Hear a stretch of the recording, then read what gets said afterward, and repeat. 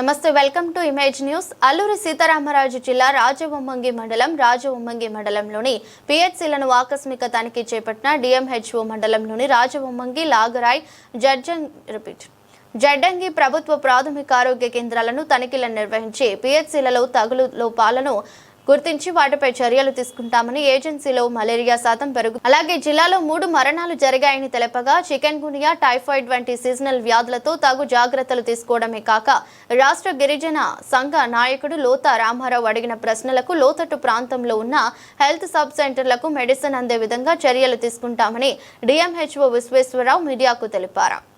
సాయంత్రం పంపించినటువంటి వంశసోదరం పంపించిన కేసు రాత్రి 2 గంటలకి కాకినాడ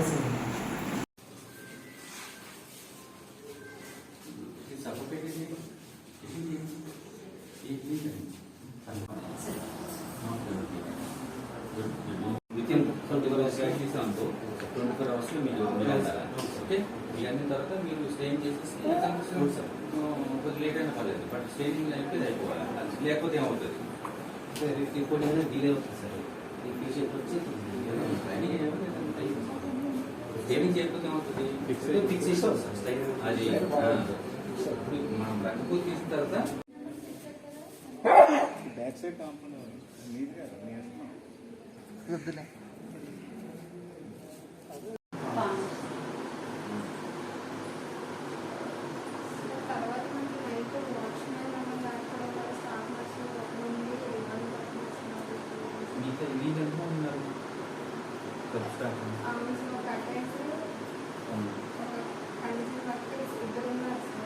బట్టి పెట్టుకోండి.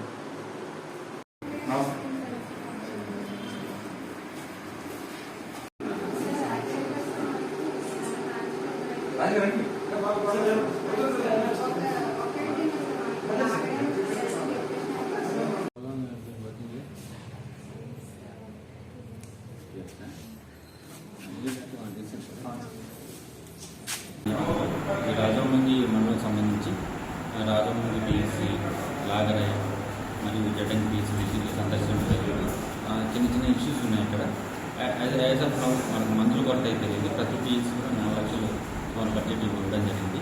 4 లక్షల బడ్జెట్తో పాటు మన school health programme, family planning, epidemics అనేది డ్రగ్స్ సపరేట్గా ఇవ్వడం జరిగింది. సో ఇక్కడ బర్త్ వెయిటింగ్ ఇష్యూస్ ఉన్నాయి.